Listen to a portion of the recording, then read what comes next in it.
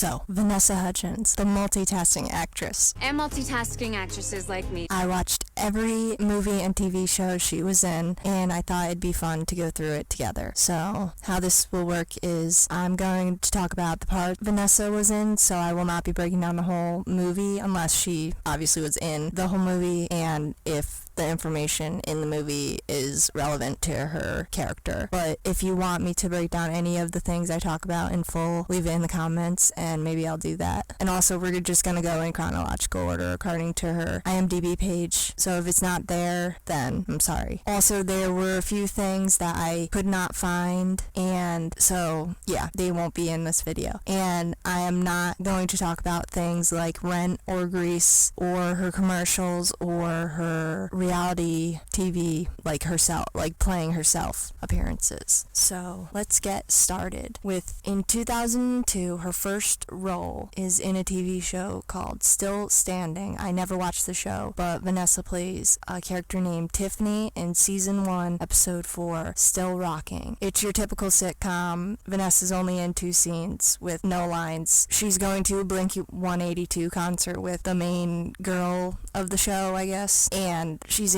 seen in the car singing, and then once they're at the concert, she gives a reaction shot to the dad character embarrassing the main girl character. So, not much, but that's it. Stars. Kid Rock. Eminem. NSYNC. Me. And moving on to 2003, she's in 1 episode of The Brothers Garcia. Never watched this show, and I'm kind of surprised that I didn't because it was on Nickelodeon, but she plays Lindsay in season 4, episode 2, New Tunes. Again, typical kid-focused sitcom, but she's in the episode more than that other one. She plays a character that the younger brother of the family is starting to have a crush on. Hey Larry, wanna have lunch? No thanks. Not hungry yet. Too busy. Not watching anyone though, if that's what you're thinking. You can't talk now, Lindsay. You gotta go. So it's an episode where they are talking about you gaining feelings for one of your friends. And there are a few scenes that are really weird. I'll play a few of them right now.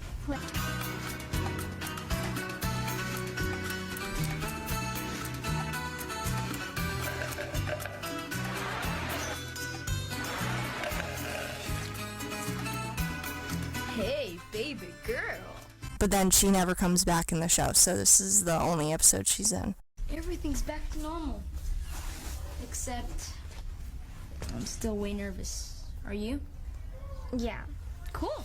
Again, in 2003, her first movie role was in the movie 13. The movie's about a relationship between a 13-year-old girl and her mother being put to the test as she discovers drugs, sex, and petty crime in the company of her cool but troubled new best friend. This movie is a lot in general, but like the first scene opens on 2 high school girls on coke punching each other in the face, so yeah, for fun. Punch me!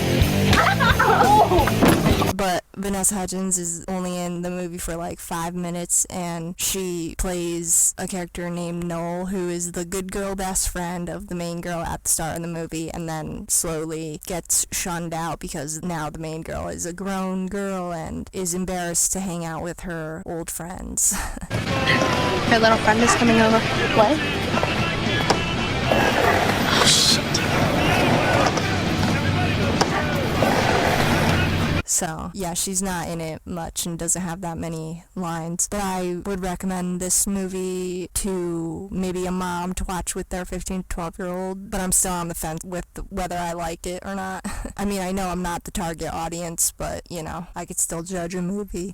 Now, moving straight into 2004, she was in the movie Thunderbirds with Bill Paxton is the father character, and the movie is about a former astronaut, Jeff Tracy, Bill Paxton, runs International Rescue, a top-secret heroic organization from his headquarters on Tracy Island. The island also houses the futuristic vehicles created by Ray Brains Heckendacker. While Jeff is on a mission in space, his nemesis, the Hood, plots plots to use the island's technology for evil, and only Jeff's son, Alan, can stop him. So the movie opens on Alan in school, like regular school, while his superhero family goes and saves the day. Then skip ahead a little bit, and he gets to the island with his family, and we see Vanessa Hudgens. She plays Tintin. Tintin. Hey, Mr. Tracy. Her character is a lot involved in this movie, and her dad works on the island as, I think, a maintenance man for them. And then once they're there, it's all happy and good, but then the Hood comes and attacks, and as he's attacking, the adults in the family are all in space on a spaceship, and they get stranded out in space. Long story, but basically the Hood set up a fake distress call and made them go up to fix it. But basically Vanessa, the main character, and the other side character, kid with glasses, go and try to stop the Hood from taking over the base. And throughout the movie we find out that the Hood is Vanessa's uncle because he's getting revenge on the Tracys for abandoning him and like basically leaving him for dead. Also, we find out that the Hood has superpowers, like his eyes are red, and it's basically like the Force, kind of. It's never explained, but yeah, he has superpowers. And so does Vanessa, but her eyes are like cat eye yellow. Never explained. Just she has them, and they're basically just Jedis. But Vanessa's powers like only work when she's holding this necklace.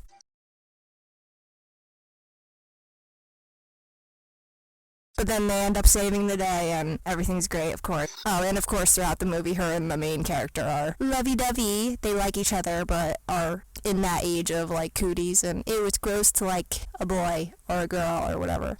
Alan's back. Ew. Did you say blossoming? So, yeah, if that didn't make any sense, I'm sorry, but that's, like, basically the movie, is that, like, the Hood takes over and strands the adults so that he could try to take over the international headquarters, but then the son and the kids undermined him and end up saving the day or whatever. So, yeah.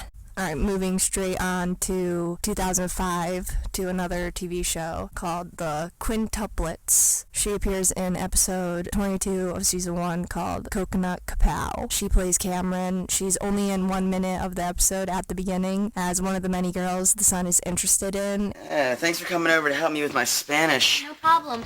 But I thought you took French. Oh, I do, but I just think it's important to study as many tongues as possible. And his parents see that he's interested in a bunch of girls, so that like kicks off the episode of his mom being like, oh, you can't see any more girls. So she's at the door and then she is gone. That's her whole role. Patton, you just lied to both of those girls. What was that? Moving on to 2006 in an episode of Drake and Josh, season 3, episode 13, Little Sibling. She plays Rebecca at the very beginning of the episode. Mrs. Hafer, the lunch ladies are fighting again.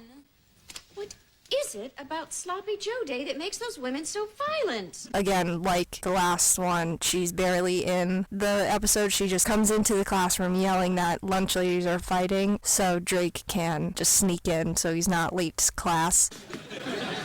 Of course. And how could I ever repay you? I think you can guess. But the plan doesn't work, and then the episode goes on from there, but Rebecca, or Vanessa Hudgens, never appears again. So, on to 2006, a few episodes of The Sweet Life of Zack and Cody as Corey. Her character is a classmate of Maddie's at her Catholic school in season 2, episodes 6, 10, 12, and 14. In episode 6, Forever Plaid, she's in the classroom and is obsessed with London, and that's basically it. She scares me. I scared Lemon Tipton!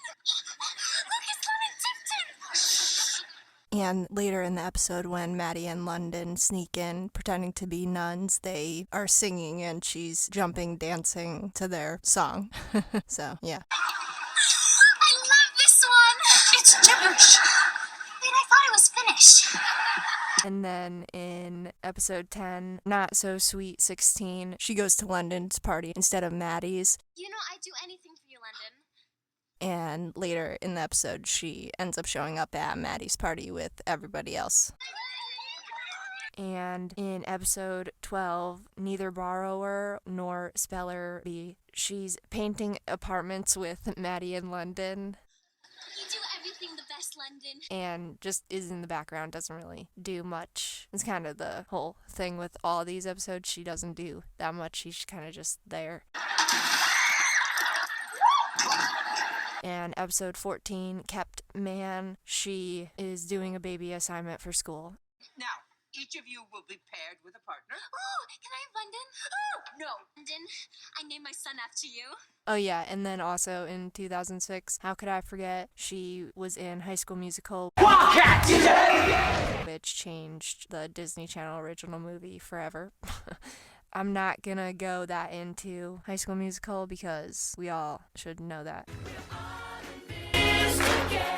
And if you don't, then whatever. But she plays Gabriela Montez. Shouldn't the second equation read 16 over pi? And Zac Efron, Troy Bolin. It's just a High School Musical movie. I guess I would explain it in a way of like the nerdy and the jock want to be in the school musical. Any last minute sign up? I'd like to audition, Miss Darbus. But the real musical theater people don't want them to be.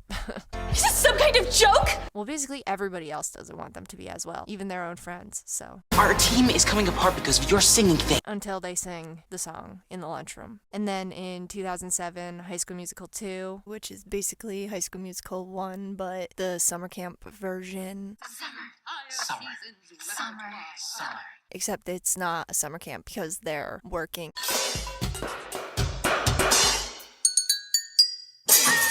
At Sharpay's resort or club or whatever for the summer, and the talent show is a show that they put on for the residents of the club. So yeah, and then we got the breakup. I also meant what I said.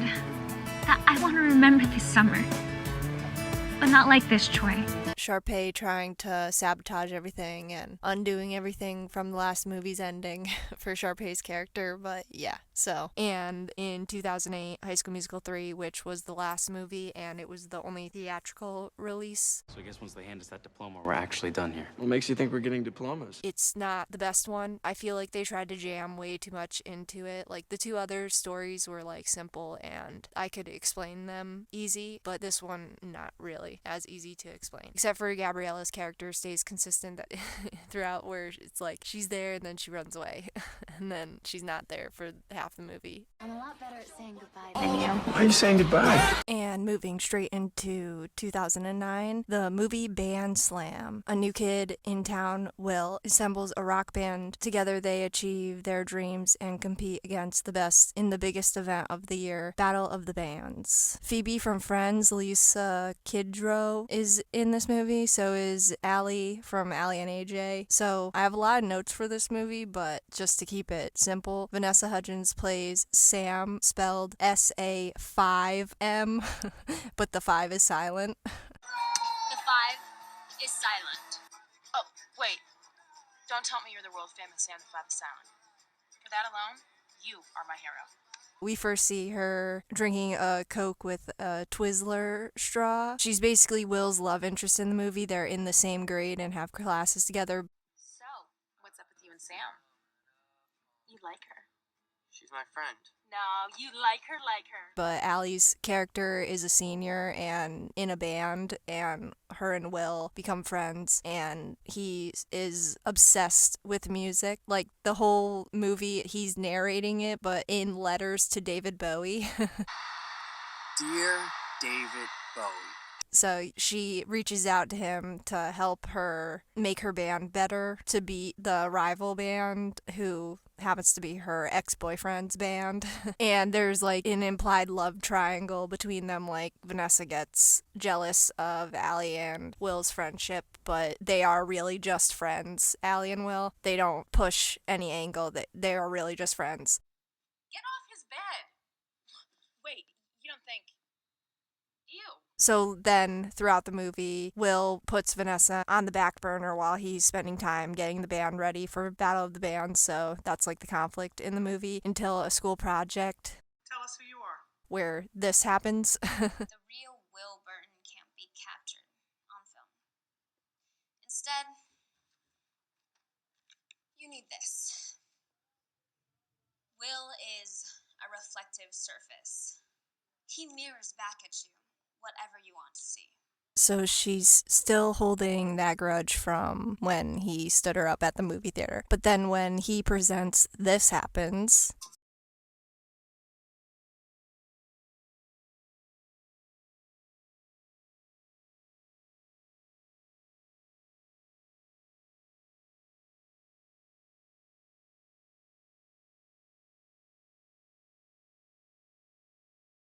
So that's how they become friends again. So he wins her back, and then during this whole time of them becoming friends again, him and Allie have a falling out. Honestly, Charlotte, the thing that never made sense was you being my friend in the first place. And then Will goes back to the band, and they don't have a lead singer now, so they ask Vanessa to sing, and she agrees. It won't work. I mean, what song are we gonna do? Bill's song. She said we could. Oh yeah, and who's gonna sing it? Then we cut to the battle where Allie shows up backstage, redeeming herself. Really miss you guys. Is that real? 100%.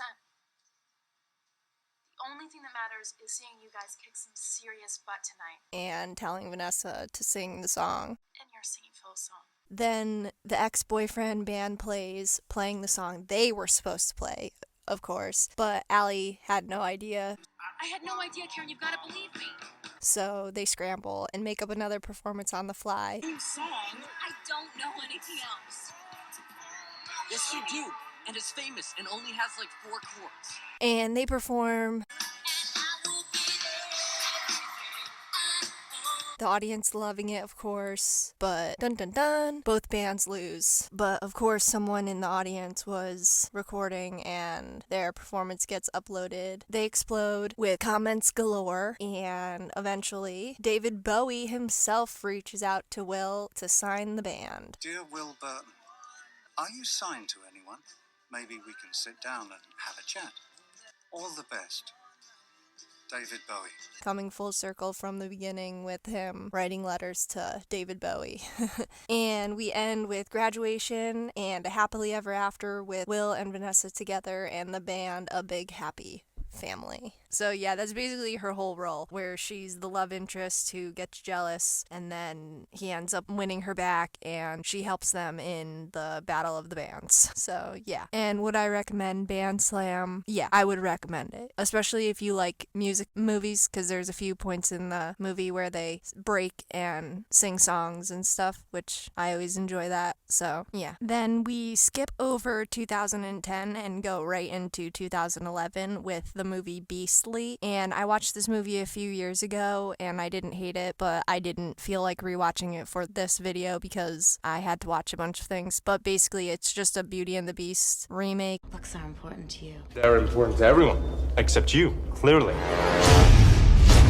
Imagine life without them. And the IMDb description says it best, so a modern day take on Beauty and the Beast, where a New York senior is transformed into a hideous monster in order to find true love, and it stars Alex Pettyford, Mary-Kate Olsen is in this movie as the witch, and Neil Patrick Harris, and Vanessa plays Lindy, who is the Belle character. You were the most beautiful man I have ever met. So yeah, with a few changes, it's a modern retelling of Beauty and the Beast. There's not much to say about the movie. It's meh, in my opinion. And just watch the original Beauty and the Beast if you want to watch a Beauty and the Beast story. Or even the live action one. At least they stay true to the actual story. So yeah, would I recommend this movie? I don't know. Please make this go away. I learned my lesson. You learn nothing. Find someone who can see better than you can. Also, in 2011, we have the movie Sucker Punch. Young girl institutionalized by her abusive stepfather retreats to an alternate reality as a doing strategy and envisions a plan to help help her escape. And I just want to say the main girl, I couldn't figure out where I knew her from until I had to look it up, and it's Series of Unfortunate Events, the Jim Carrey movie. And the girl from the Hunger Games, the one in Catching Fire who gets her head shaved, is in this movie as well. And of course, Spy Kids mom is the ballet coach instructor person. This movie had a great cast, but this movie has a lot happening. It's very actiony and it's very misogynistic and sexist, but not to get off track. So Vanessa, she plays Blondie. Okay, this is how it's gonna go. Barney, you'll operate the 50 cal here or the 30 down there. And she's the definition of a background character in this movie. She's one of the girls at the mental hospital, or in the alternate reality, the dance school. She is one of the girls that, like, she's there when the main girl gets there. So she helps with the plan, sort of. Okay, quick rundown on the plot so we know what's happening. So they all do ballet, being taught by Spy Kids mom, but when the main girl goes to dance, we get pulled into her reality, and the men who are watching her are basically spellbound. So in the first vision, she meets this guy, but he tells her she needs 5 things. Find 5 items. A map, a lighter, a knife, a key, and a mystery thing. So then all the girls meet and they're all for it, except for one girl, the mean girl, of course, but it doesn't really matter. She ends up folding anyway. And the rest of the movie are the scenes of the main girl dancing for the man who has the item and the other girls taking the stuff off of them, but the sequences are like action sequences, like they're at war or they have to like defuse a bomb or whatever when they're taking the item from the man. So during like all those envisioning scenes, Vanessa is shooting a gun, running, fighting, and other action things. I'll play some clips. Then after they got a few of the stuff, the big bad character comes in and he pulls her hair and threatens all the girls. And then the next time we see her, she's like crying and Spy Kid's mom talks to her. But then it cuts away and then all the girls are in the back room and big bad comes in and is like, oh, she ratted on you. That's right. Our dear Blondie came to us, desperately trying to help her sisters off this most dangerous path. So he shoots her to death. Blondie, I want to thank you for everything that you've done. I'm so sorry. The thing is, we hate snitches, so... She's dead. We never see her again, so I'm not gonna go on any further from here, but yeah, so she just dies. She does a bunch of action stuff, and then she dies in this movie. But I do have a lot of notes for this movie, so if you want me to deep dive into it, I can. And I had to leave a bunch of stuff out, like all the men are gross and vile, and the dancing is a little weird, if that's the right word. I don't know. So, anyway, moving right on. Moving right on to 2012, Journey to the Mystery Island. Sean Anderson partners with his mom's husband on a mission to find his grandfather, who is thought to be missing on a mythical island. Here's the deal. A few nights ago, a radio signal got sent out from these coordinates. It stars Josh Hutcherson as Sean Anderson and Dwayne "The Rock" Johnson and Michael Caine. And this movie, I find myself rewatching this movie more than I'd like to admit, and I really enjoy this movie. It's a fun ride. And Vanessa plays Kalani. With her giant eggs, there must be a giant mother. Coming into the movie at around the 15 to 20 minute mark, and she's seen when Josh Hutcherson and The Rock need a plane to get to the mysterious island. Alani, we have customers here. And she goes with them, knowing it's dangerous and she doesn't want her dad going alone. She's Josh's love interest in the movie, of course. The attention of a woman is one of the hardest things to do. And the island, when they get there, it's like opposite worlds, so elephants are small. This is amazing. Bees are big, as we see when she is riding a bee. Then towards the end of the movie, her family is like poor and her dad wants a better life for her. So they come across this mountain that's entirely made of gold. Mountain of gold. I can't believe it. And he tries to dig up the gold and it obviously would never work. And she and Michael Caine have to go back and get him because he's ruining the escape plan where The Rock and Josh go underground to get to a submarine that will take them off the island. So yeah, it's a fun one. I'd recommend at any age, really. And the first movie is good as well. I rewatched this one more than I rewatched that one, but you know, that one had the flaw of being made in the 3D era. So yeah. And gentlemen, I give you The Mysterious Island. Also in 2012, we have Spring Breakers. 4 college girls hold up a restaurant in order to fund their spring break vacation. While partying, drinking, and taking drugs, they are arrested only to be bailed out by a drug and arms dealer. Just get that cash. Pretend like it's a video game. We can do this. Spring break. It stars Selena Gomez, Ashley Benson, James Franco, and other people. This movie is like if a music video was stretched to be an hour and a half long. So before I rewatched this movie, I didn't remember the restaurant robbing or anything. The only thing that I could remember was the marketing. Selena Gomez and Vanessa Hudgens like, oh, this is the movie that's breaking them out of their Disney innocent roles, right? Even though Selena Gomez is only in the movie for like 20, 30 minutes maybe. I don't really remember. I do remember her fleeing first though. Because I just have a really, really bad feeling about this. And then one of the girls gets shot or something. And then I also remember James Franco, of course, as the drug and arms dealer. Who are you? My name's Aileen. And like it's just like it's a spring break, like you're watching people party and shit. So yeah, there's not much to this movie. Would I recommend it? Maybe to put on in the background of a party that you're having. But it's not like, I don't know, I wouldn't watch it again. Let's cause some trouble now. Break, bitches! And then we have in 2013, The Frozen Ground, which is based on a true story. An Alaskan state trooper partners with a young woman, Vanessa Hudgens, who escapes the clutches of a serial killer, Rob Hansen, to bring the murderer to justice. He brought me to his place. He wrapped the chain around my neck. It stars Nicolas Cage, John Cusack, Vanessa Hudgens, obviously, and 50 Cent is in this movie as well. I watched this a few months ago, and it falls into the category for me of like your typical based on a true story movie. It tells the story of what happened to the best extent that it can. I think he's done this before. So, yeah, if you like Crime Protocol and like serial killer, true crime movies, I would recommend this movie. It's a good Nicolas Cage performance. He doesn't go to Nicolas Cage with it. He stalks them, he rapes them, and he kills them. Yeah, but you can't prove it.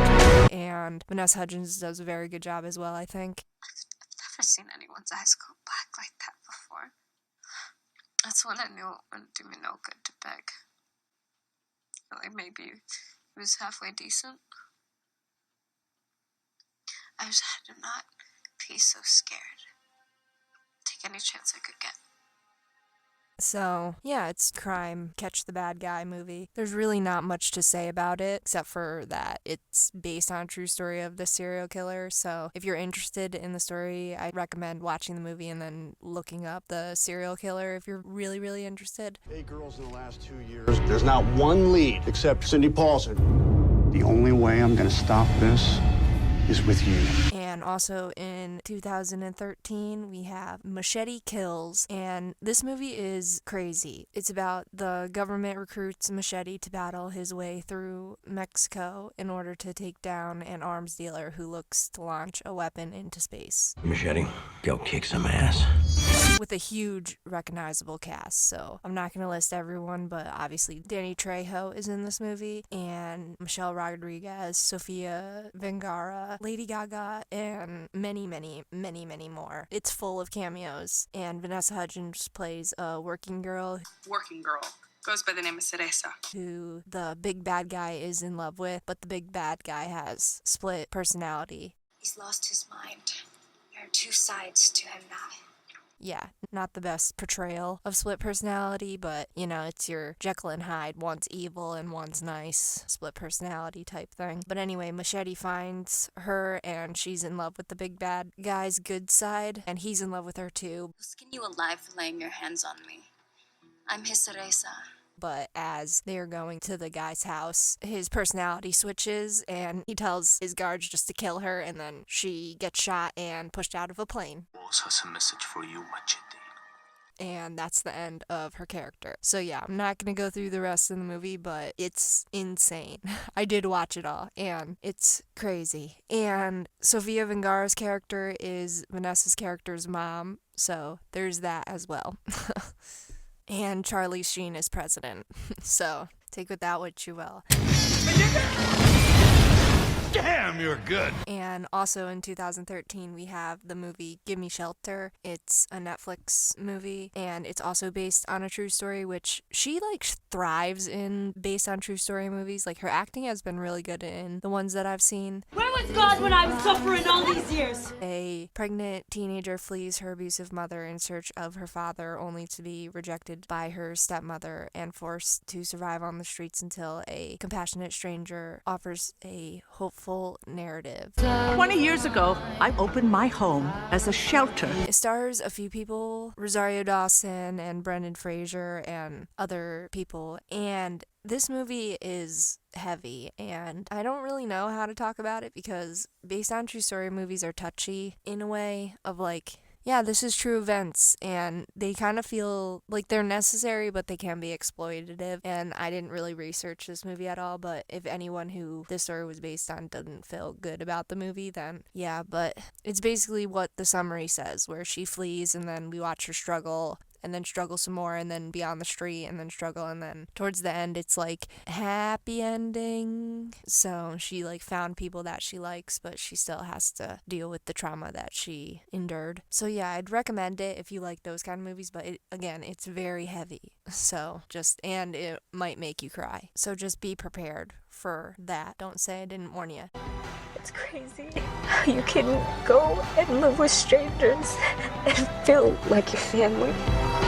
And then in 2014, there's nothing. So moving right along to 2015, Freaks of Nature. In the town of Delford, humans, vampires, and zombies were all living in peace until an alien apocalypse arrived. Now 3 teenagers, 1 human, 1 vampire, and 1 zombie, have to team up to figure out how to get rid of the visitors. Oh, right. I almost forgot. The thing that started all this madness in the first place?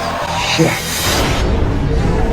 So Vanessa Hudgens plays Lorelai, and the guy who plays the glow sidekick in Sky High is the lead, and surprise, her love interest. I don't know what his real name is, I'm sorry, so I'm just gonna be calling him Sky High. And the girl who is in the lesbian Black Mirror episode, they die, but they're in a computer. She plays the vampire girl, and the zombie is this guy who I didn't know before I watched this movie, but I'm just gonna call him Glasses. Oh, and it also stars a bunch of other people that you may recognize as in cameos and whatnot. But anyways, Vanessa's character is a floozy, to be nice about it. Sleeps around, does drugs, is the hot girl in the school, basically. Freaking world. I guess there's just one thing to do. God damn. Okay, so the movie opens with a flash forward showing Vanessa and Sky High running away from zombies. And they get cornered in a house full of them, and then the movie jumps back to yesterday before the craziness. So your typical opening to a movie. Get you interested, and then we'll see what happens. Okay, let me back up. And we see the lives of the 3 main characters, the zombie, the human, and the vampire. The girl gets turned into a vampire by her vampire boyfriend that day. Don't you get it? Lorelai had me for 17 minutes. I'm offering you forever. Same with the boy who gets turned into a zombie. He runs away from his family or gets into a fight with them, and then he goes to the zombie neighborhood and he has one of the girls bite him on the foot. Just bite the brain foot, okay? Hurry. And Sky High is just talking to his friend about how he likes Vanessa Hudgens. Then skip ahead a little bit and we see her cheering on her boyfriend at a baseball game before Sky High nails him in the head with a ball. Blah, blah, blah, skip ahead. For some reason, Vanessa is at Sky High's house. He's trying to make a move, but she says she's saving herself and leaves.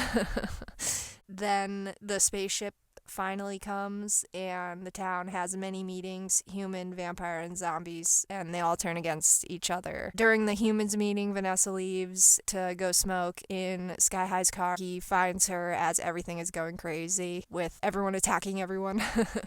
She suggests to go have sex so that they don't die virgins. We'll go to my house to have sex. Let's go. They go back to Sky High's house and start to get to it when this happens.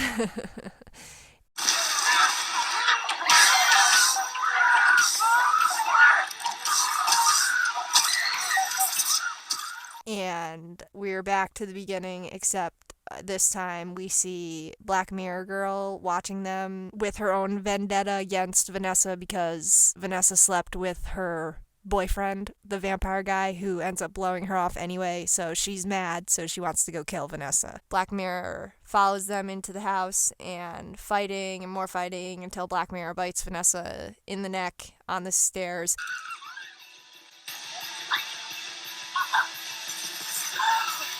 Quote unquote killing her, and then she's out for the rest of the movie, so I'm not going to go through the rest of the movie, but it is worth a watch. It was better than I thought it was going to be, watching just the trailer and then going into the movie. So yeah, it's fun. But then right at the end, she pops up and she's a vampire now. I haven't seen you since you murdered me.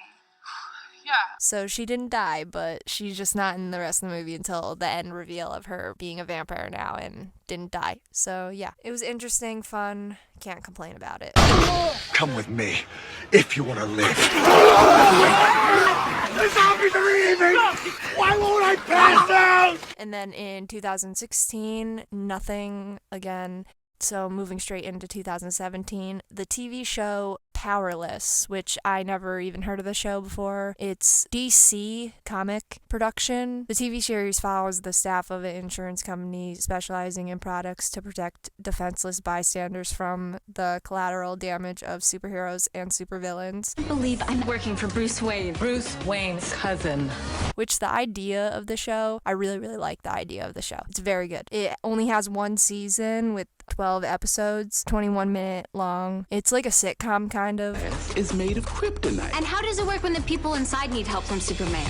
Which I didn't mind it, but I feel like it would have done a lot better if they went with the like gritty and more realistic, like kind of like what they did with Gotham, the TV show. But anyway, so I'm only going to go through the first episode, and Vanessa plays the star of the show, Emily Locke, in all episodes. And I did end up watching the whole thing, but I'm only going to stick to the first episode because it'll be easier that way. So episode 1 is called Wayne or Lose. Oh yeah, and the insurance company is Bruce Wayne. So Batman, yeah. The description of the first episode is Emily begins her first day and quickly learns that her expectations far exceed those of her new boss, Vane Wayne, who is Bruce Wayne's cousin, and her coworkers.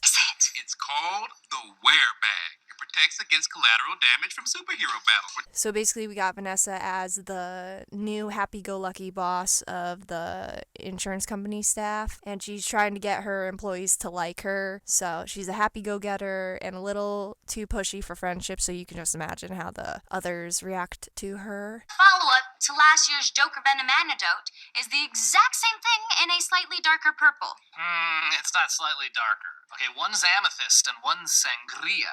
And we find out she used to live in a little town that didn't have superheroes, but she always wanted to have a job like this, like helping. Since she's not a superhero per se, she wants to like be a hero in any way she can. My dad reminded me that you don't need superpowers to accomplish great things.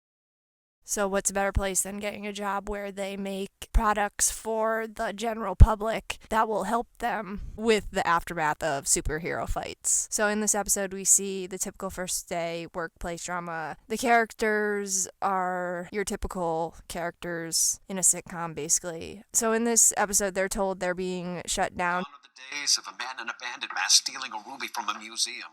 So Vanessa pushes everyone to come up with something big so that way Bruce Wayne sees value in them, and we get the last minute epiphany idea from Vanessa. I wish we knew that guy was around before we saw him. Yeah, it would save a lot of lives.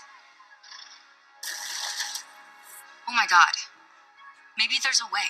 The idea is a wristband that can detect the villain's smell, alerting the wearer to get out of the way. So they present the idea. This device we've created has just alerted me that Jack-o'-lantern is in the area. And Bruce Wayne loves it, so they stay in business. We're not fired.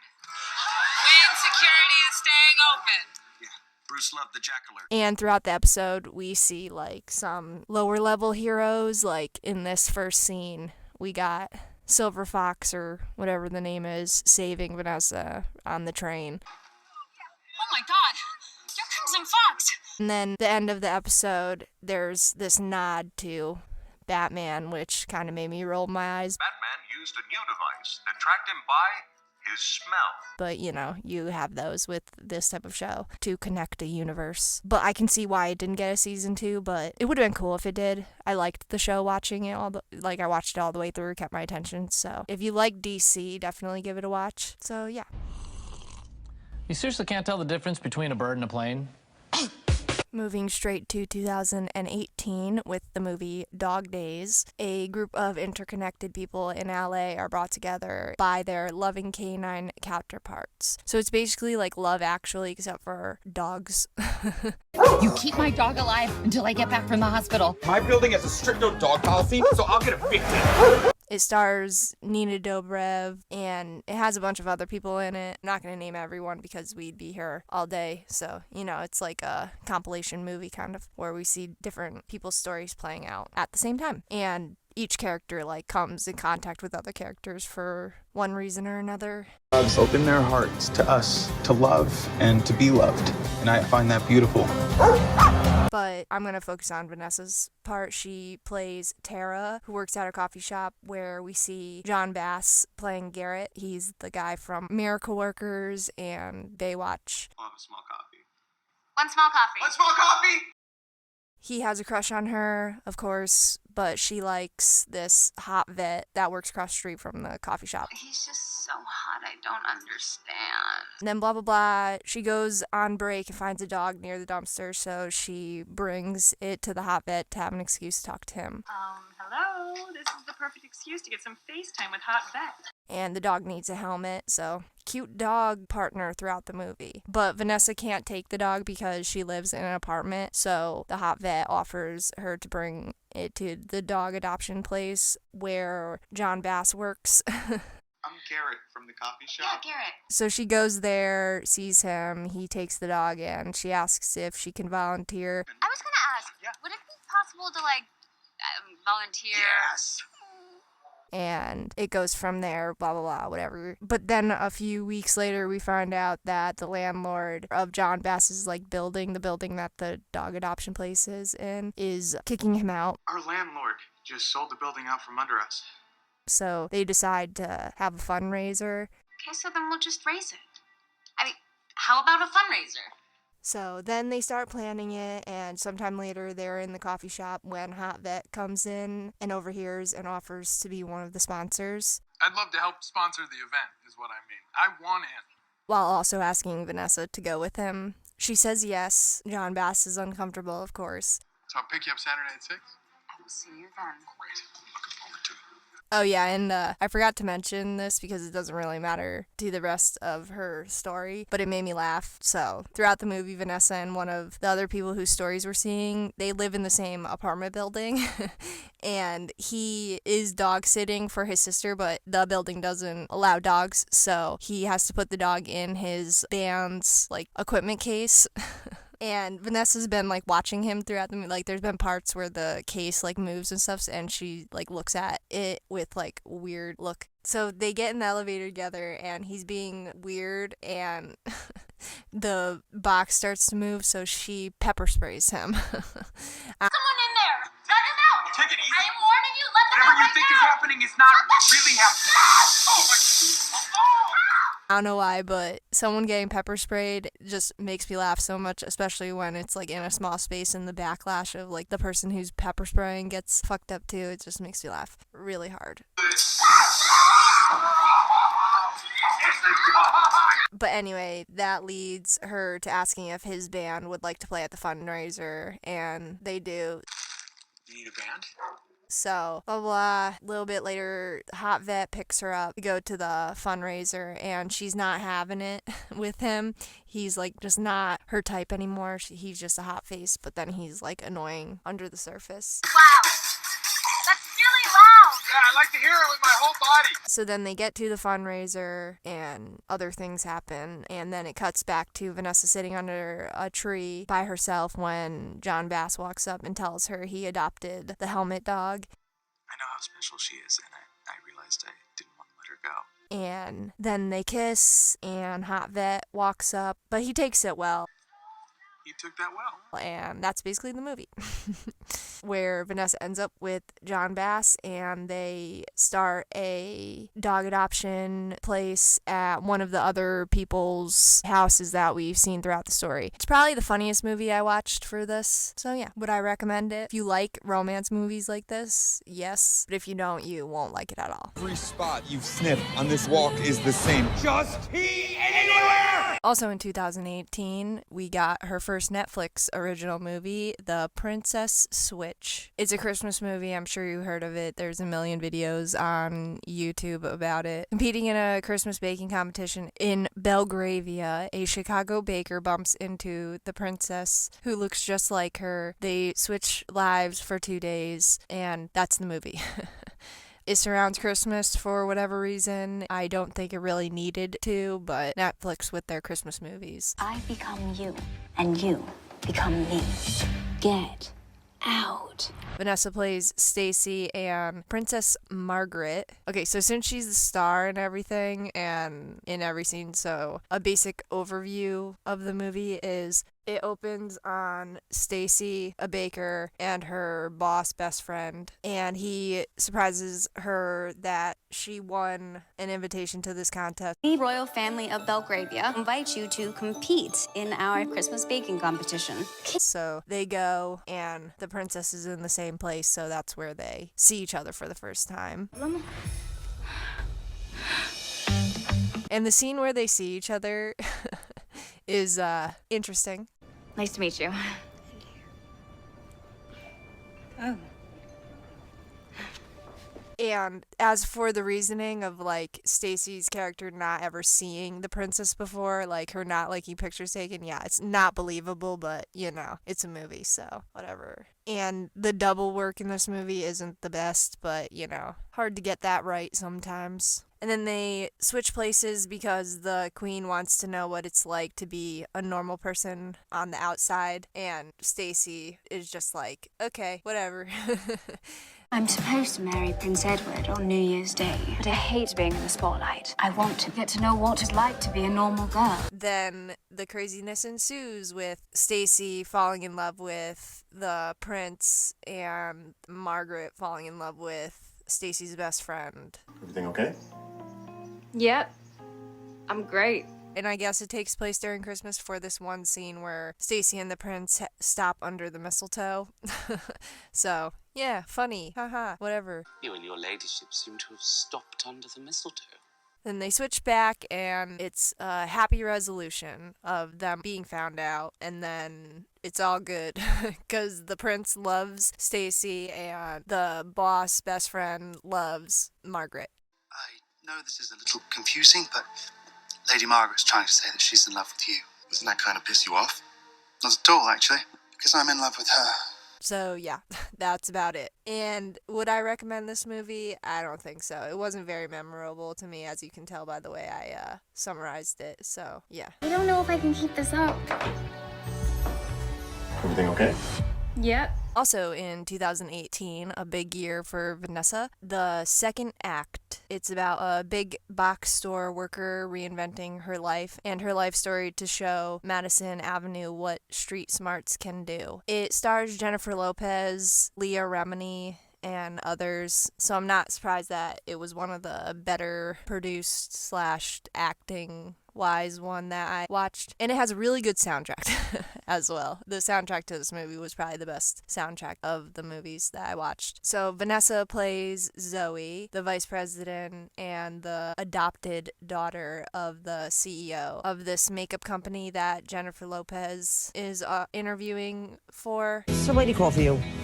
Something about a job interview? Oh my God, Franklin and Clark? Okay, so this movie kind of has a lot going on in it. So to summarize it, Jennifer Lopez plays Maya. She works at a retail store at the start, but she wants more out of life. And Leah Remini is her best friend. And the movie shows us her 40th birthday. I'm not sure which one. But she makes a wish, which the wish and the whole street smarts thing, I don't really see how it came into play, but you'll see. I just wish we lived in a world where street smarts equal book smarts. So then, just to move the plot forward, they have Leah Remini's son make Jennifer Lopez's character a fake Facebook page. I gave you a completely new identity. You said you wanted to be fancy, so I just like Cinderella'd your ass. Where the CEO of the makeup company finds her and calls her to come interview for the job. But when she goes in for the interview, that's when she meets Vanessa and we see Vanessa for the first time in the movie. Maya, this is Zoe, one of our vice presidents. And Vanessa seems to not like Maya at all in the beginning because she's giving opinions on the company and whatnot. Can I talk to you in private? Just a second. Why do you think they didn't sell, Maya? Well, your organic line isn't really organic.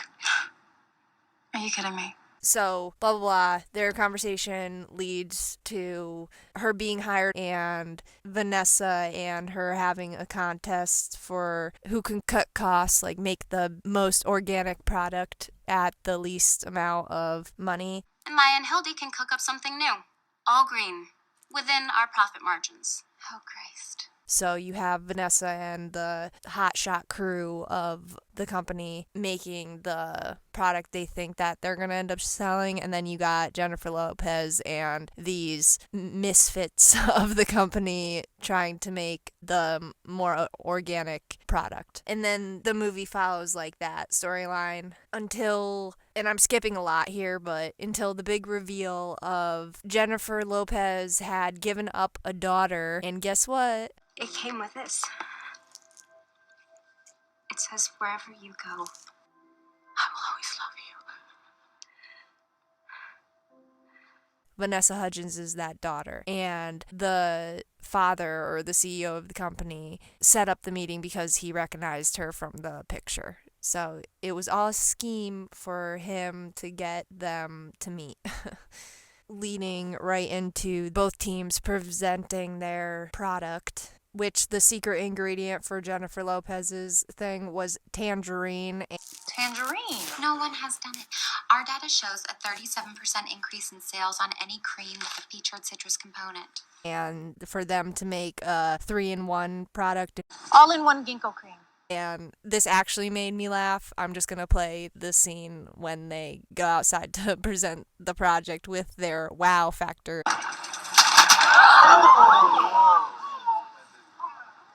Wow! So she gets the endorsement and woo, life's all good. Until she decides to blow her own spot up with the lie when she's on stage presenting her new product.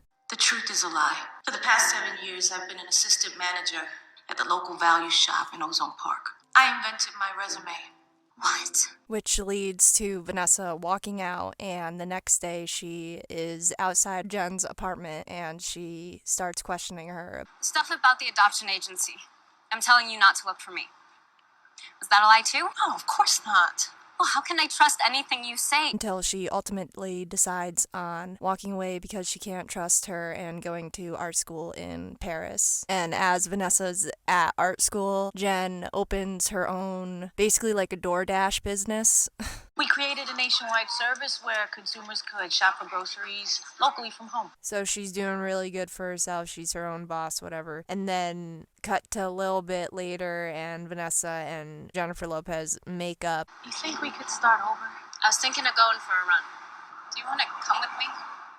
And all is well. So yeah, that's basically the movie. It's a makeup contest and surprise, I'm your daughter you gave up X amount of years ago. So it wasn't really my type of movie. Like, I probably wouldn't have went out of my way to watch this if I didn't want to watch all the things that Vanessa Hudgens was in. So would I recommend it? Me personally, I would not recommend it, but if I knew someone that liked movies like this, I might recommend it to them, if that makes sense. Do you ever look at your life and wonder how you got there? If you made different choices, would you be happier? And moving straight into 2019 with another Netflix original, The Night Before Christmas, and her second Christmas Netflix original movie. Medieval English Knight is magically transported to present-day America, where he falls for a high school science teacher who is disillusioned by love. We all grow up fantasizing about finding true love with a knight in shining armor and living happily ever after. But that's all it is. Fantasy. Yeah, I didn't recognize anybody that was in this movie, and to be quite honest with you, this movie is probably the most forgettable movie out of all the movies I watched, and it was like, you know what I mean? Like, you watch it and it's like, oh yeah, this is happening. I don't know. And it didn't really make any sense, like the whole like time travel thing and the night thing. You know time travel isn't a real thing, right? I have traveled here, and it matters not if I understand how. But anyway, basically, Vanessa plays Brooke, a high school teacher, as the summary says. You've always been an A student, Paige, which is why your midterm results have me a bit perplexed. And this knight gets sent to the future by this witch or hag or whatever he calls her. Old crone? But okay, so he goes to the future things like happen where like he's like, oh, what's this? Oh, what's that? They take a selfie with him, whatever. Pretty. What might that be, Melanie? Then she hits him with her car.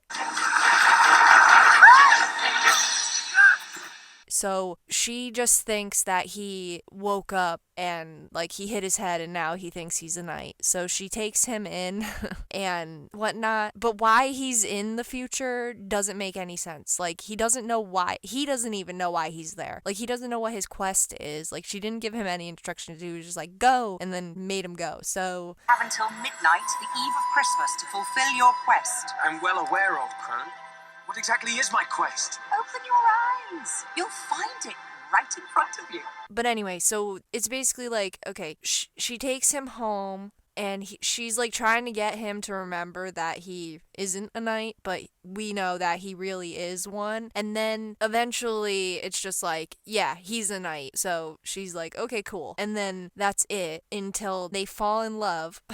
And they kiss or whatever, and then he goes back to the past. While my heart is heavy saying goodbye, I have no choice. I must return home for my brother's knighting ceremony. And he's all bummed because he's like, dude, I fell in love, and then I can't be there with her. But then the old witch or whatever is like, yeah, go back. And then she sends him back. You have proven yourself worthy.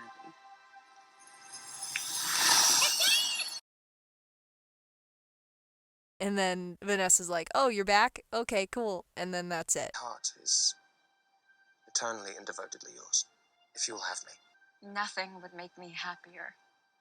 My handsome knight. So, happy ending, I guess. And what was his quest? To get her to fall in love with him so he can stay in the future? Like, I don't understand. Because he seemed happy as a knight in, like, his time before he met her and, like, went to the future. So, yeah. And also, if Vanessa's character was a real person, this person would be insane. Like, you hit someone and then you bring them home and then it's like, yeah, you're a knight. And there's this one part where he's like, can I drive your car? So you remember how to drive? Certainly. And it's like, how does he know how to drive a car? Besides the fact that he just hit his head and shit, how does he know how to drive a car with being from the past and everything? But she gives him the keys. Do you know where you're going? Not exactly. I'm determined to find out. So it's like, okay. And then he goes off and does whatever he does. I don't remember what he does, but he drives. So yeah, happy ending movie. And would I recommend it? No, I would not recommend this movie at all. Unless you really, really, really enjoy Vanessa Hudgens or the people that are in this movie, then yeah. But it's not even a good fluff movie for me, I don't think. Apparently, he believes that he's a 14th century knight. Sir Cole Christopher Frederick Lyons of Norwich, at your service. And also in 2019, the Netflix movie Polar. I believe it was based off of a book. The movie's about a retiring assassin who suddenly finds himself on the receiving end of a hit contracted by none other than his own employer seeking to cash in on the pensions of aging employees. As you know, we manage the investments of our employees. If a former agent dies after retirement, their $8 million goes back to the company. It stars Mads Mikkelsen, Catherine Winnick, and a lot of other people. Vanessa plays this girl named Camila, who is a side character in this movie that has a ton going on. So, like, it opens on Johnny Knoxville being killed by 4 assassins, so... Why? You got old, Michael. Cindy. Yeah, it'll have a lot going on. But to summarize it and keep it in just Vanessa's part, so Mads, the main character, we get to know him a little bit, that he has been beaten up a lot in his life/career, and that he's about to retire. Mental side of retirement. It can be deadly. Where he goes to this beautiful cabin where Vanessa is his neighbor, but we don't see her until after he falls asleep and has some flashbacks. Which the flashbacks end up being important, so that's why I'm mentioning them. So the next day, he sees Vanessa for the first time chopping wood. Then she drives away in a yellow Jeep. Later, we see her get back, notice the wood had been chopped by him, but she doesn't know that yet, so they still don't speak. Okay, and then throughout the movie, the main plot is Mads gets a call from this woman named Vivian who wants him to do another job. You didn't hang up, so I assume you want to know how much. $2 million. One now, one when it's done. But he says no, but after a while, he says, send me the file, of course. It's $2 million. Don't make me fucking beg. Leave the file on the company server. And surprise, surprise, Vivian is evil and working for the guy who's putting out a hit on Mads, so it's basically just a set-up job. Your description of me as a shit spit didn't go unnoticed. Does it scare you? You fucking scare me. And this bad guy is one of the best parts of the movie. He wears yellow, and then he wears red towards the end, but he's really good in this movie. Okay, so then blah, blah, blah, character stuff, whatever. Then we see Mads in a hotel room going to do the kill. Kills the dude, and then everybody with him. And goes into the room that they were in and finds a file on himself. So he calls Vivian and says the job's done and that she should send him half the money. So she does, and he also says she better not have anything to do with it or he'll be mad. You want the second half of my payment in 24 hours. Vivian, somebody set me up over here. You better pray you have nothing to do with it. Okay, and then blah, blah, blah. So after he warns Vivian that he knows, Vivian tells the big bad, and he sends his A-team, who killed Johnny Knoxville in the beginning, to kill him. I'll send in the A-team. They'll get it done. And then the B part of the movie is we're seeing the A-team trying to track where Mads is now. They go place to place and kill random people. So, yeah, I'm going to be skipping those parts. All right, so then we meet back up with Vanessa. She's in a small shop in town when Mads comes in. They still don't talk, but they look at each other, and then Vanessa knocks things over before leaving. I'm so sorry. She's a pretty jumpy character in this movie. Then the next scene, the one that they finally talk in, is Mads is in a diner and she comes in and they talk about being neighbors and how it's funny. It's funny we're neighbors. And that they like how peaceful it is there, that it keeps them peaceful. I like it here. It's peaceful. It makes me peaceful. Until she gets jump scared. Like I said, jumpy character. I'm so sorry. Okay, then we cut to A-team stuff, and then him and Vanessa are in the diner again, and she starts questioning him about his job. What was your job?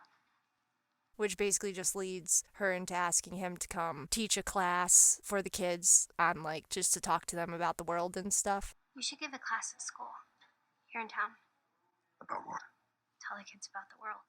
So he does, then blah, blah, blah, whatever. And then we cut to a little later, he gives her a gift of a gun and then teaches her how to use it until she gets uneasy, of course, because she's a jumpy character.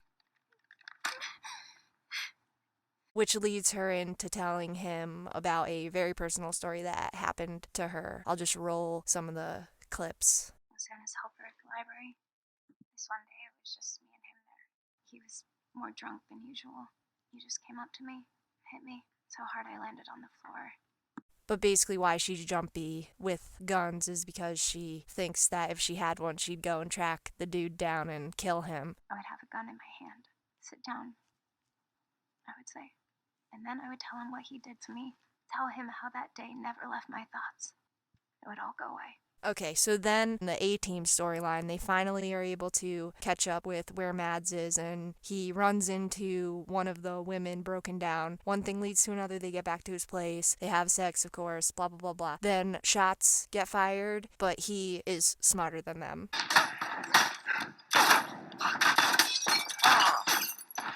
So fighting, he makes it outside, he shows up behind the sniper naked, then kills everybody. Yeah, okay, so, and none of them are giving up any information, so he just kills them, and then afterwards he is checking the body, and he finds a motel key, so he goes there and finds this girl who's all drugged up, and she says, "Oh, did you get the girl?" And he's like, "What girl?" Did you get the girl?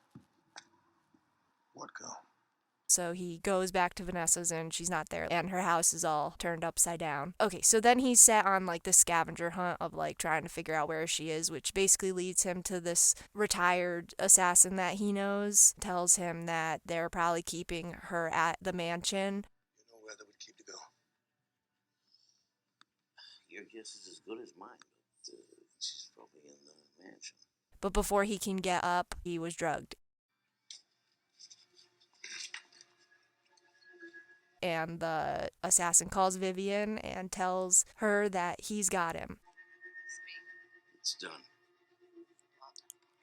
And then we see him being tortured by the big bad for 4 days because his contract ends in 4 days, so like to pay out the money or whatever. Basically, he just doesn't have to kill him for 4 days, so he wants to torture him. 4 days of hell. And on your birthday, you die. So we have a montage of him being stabbed and whatnot. And throughout the footage of him being tortured, we see Vanessa being drugged up by that girl. She's not looking good at all. On the 3rd day, the big bad stabs Mads so hard that it breaks part of the knife into his wound. You broke my favorite knife.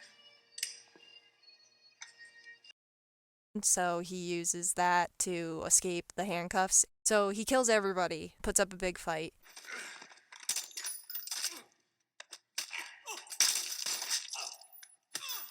But then he goes to this woman that he knows because he's so beat up and he's about to pass out. But then he asks her for her phone to call Vivian, and he offers to trade himself for the girl. I'll make you a trade.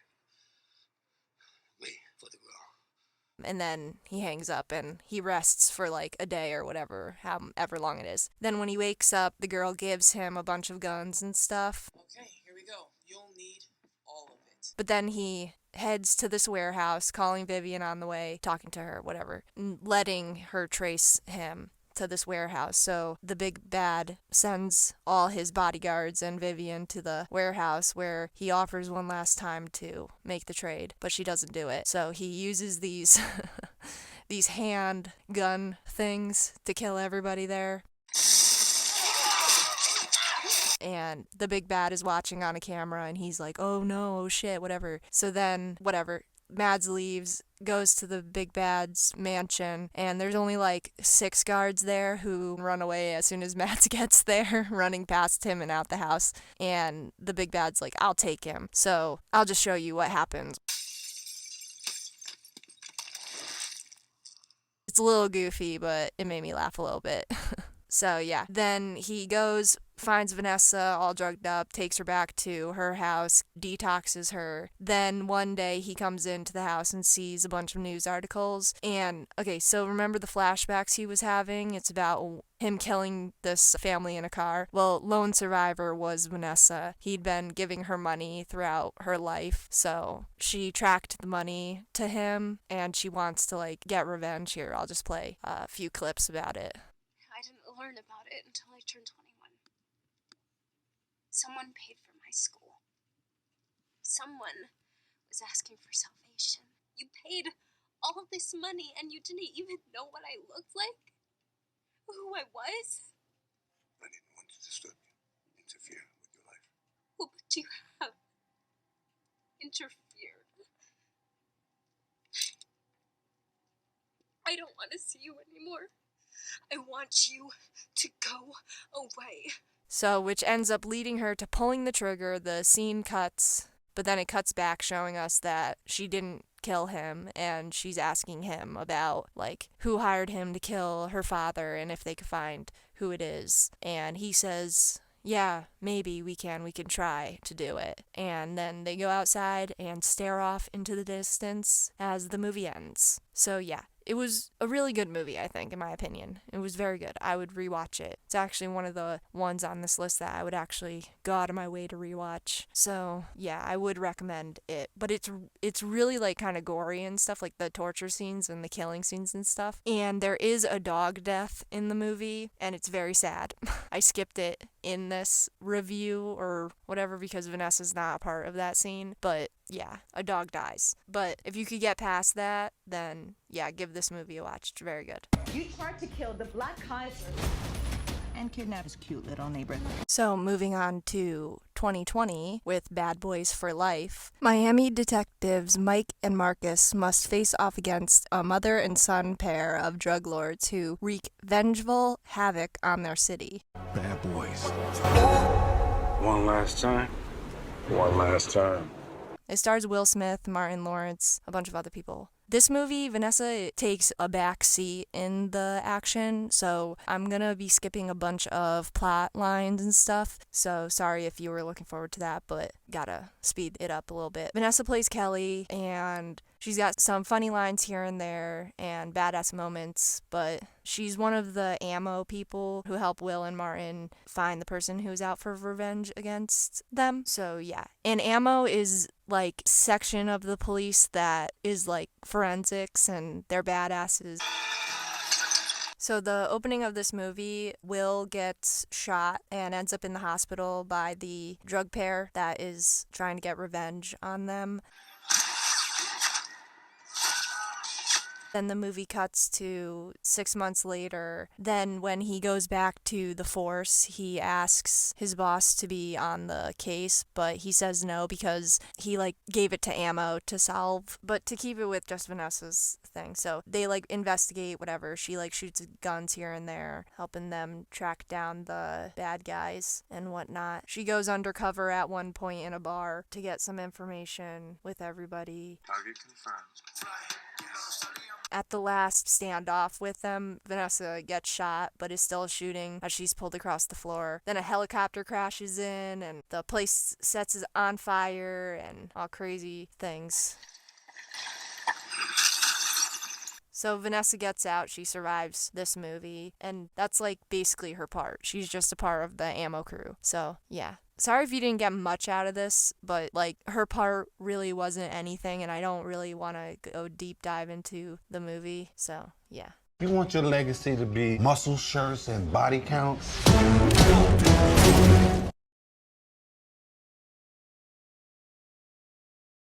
And moving straight into 2021 with My Little Pony: A New Generation.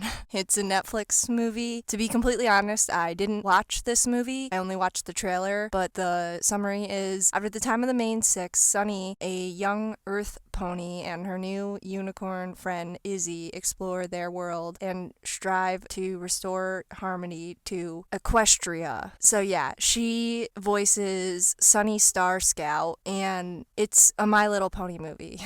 I don't know what else to say about it. I never really watched the show, so yeah, and it's probably just as good as it could be for what it is. So yeah, sorry about this not really review.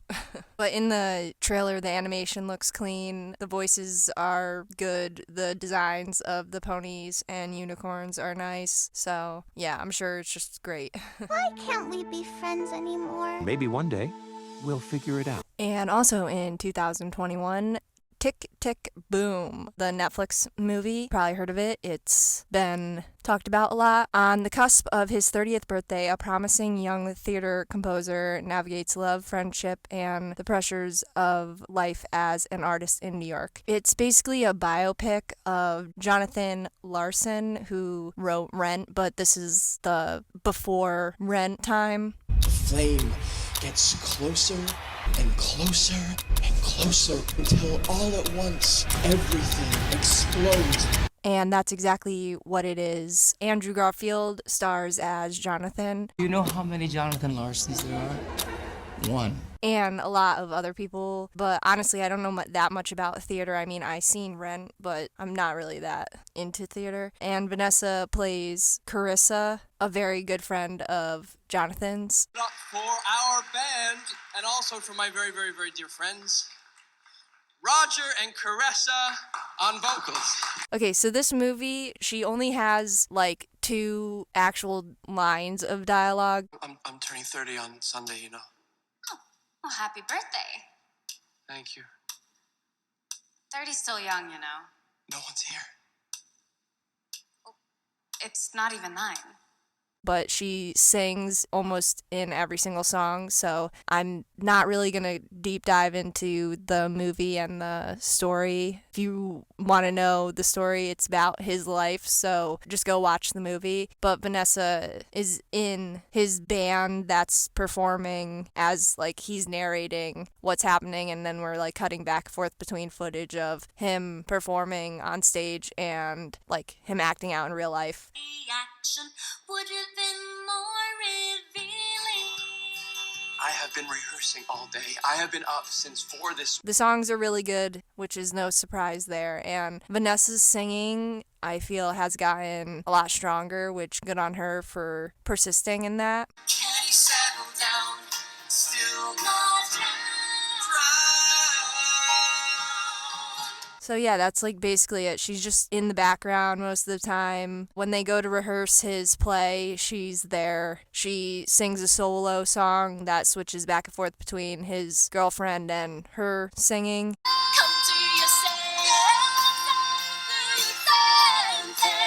Which is a really good song in the movie. And then in real dialogue, she asks him how the song's coming and that he's killing her. A new song. Any day now.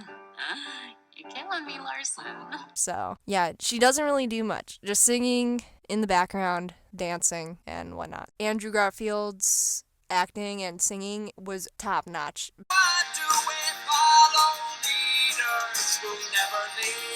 Very good. It surprised me how good his singing actually was. Lately, I've been hearing this sound. Like a tick.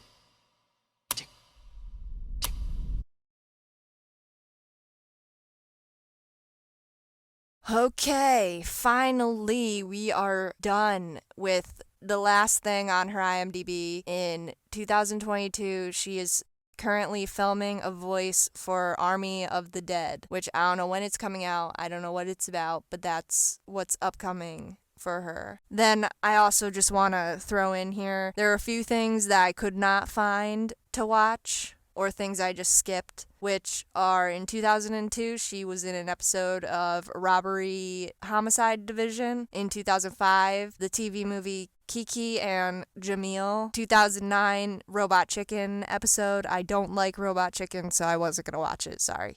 So in 2010, Rent Live I skipped because I wasn't going to watch the live performances. And in 2016, Grease Live. Same reason.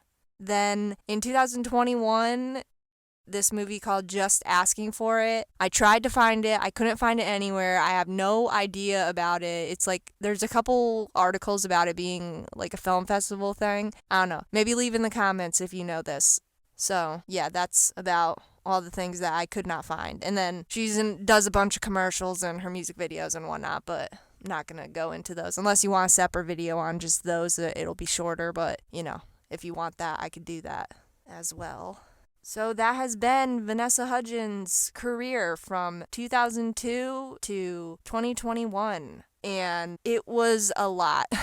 So I hope you enjoyed this video, and maybe leave in the comments what your favorite Vanessa Hudgens movie or role was. So thank you for watching, and see you later.